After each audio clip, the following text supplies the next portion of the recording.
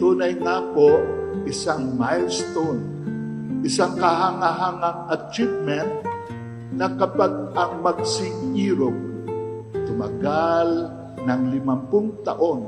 Pinipili kita. Happy wedding anniversary, nanay, tatay. Sana napasaya namin kayo ngayon sa handa namin sa inyo. Araw-araw, walang iba. Sa piling mo, Masayang masaya ako. Dahil sinurpresa ako ng mga anak. Hindi ko alam na ganyan ang gagawin. Masaya na naman na ulit ako dahil nga i-celebrate namin itong aming 50 years na umabot kami sa edad na ganito. panata kong hanapin ka. Pinipili kita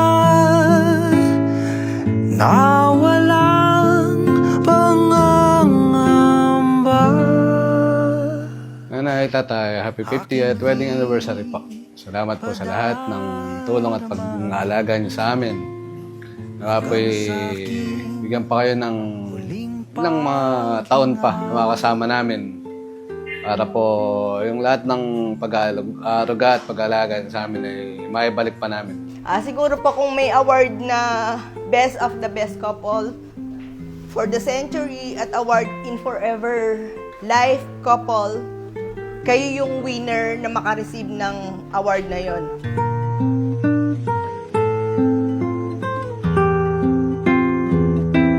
Pinipili kita, ako'y nanunumpa.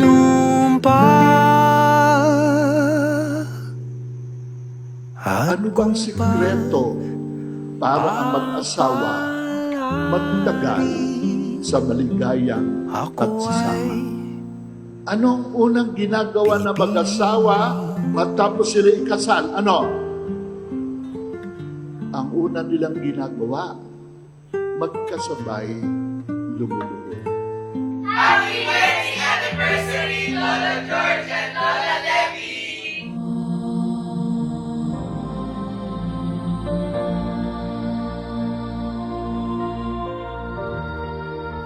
Kamukha ni Manny De Leon niya nung araw.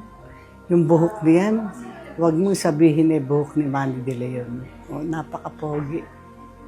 Mapagmahal siya talaga, masipag sa aming pagsasama. Lagi kayo mag-uusap, lagi kayo magkwekwentuhan, lagi kayo maghahayag na inyong damdamin. No? Kung ano man ang balak ninyo, ano man ang pinagdaanan nyo, huwag niyo isisikreto sa isa't isa. Happy 50th wedding anniversary, nanay, tatay. Maraming salamat sa lahat. Pagtitiis, pagtulong at pagmamahal. Mahal na mahal namin kayo. Napakaswerte. Hindi man lang niya ako na sinaktan, mga salitang hindi maganda sa mag-aasawa. Hindi. Buti pa ako'y maingay. Congratulations on your renewal of vows. You two are the best parents ever. I love you today, tomorrow, and every day.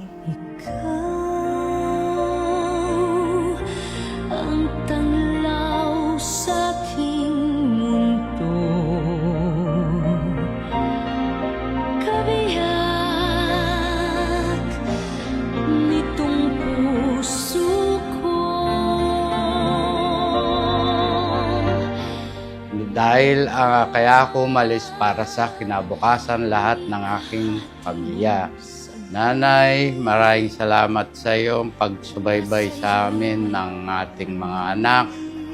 Talagang sa isang asawa, mahirap na hindi mo kaagapay yung asawa mo. Pero, kinaya ko. Ang lahat ng aking galaw, ang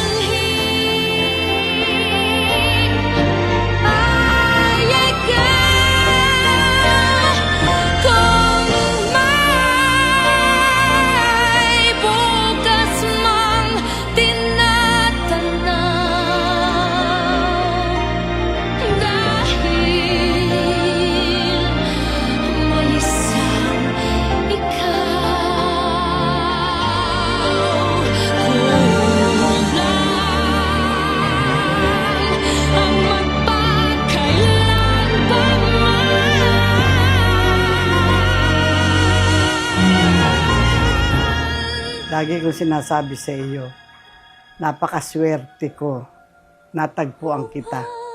Kaya walang katapusan ang pagmamahal ko sa iyo. Mahal na mahal kita.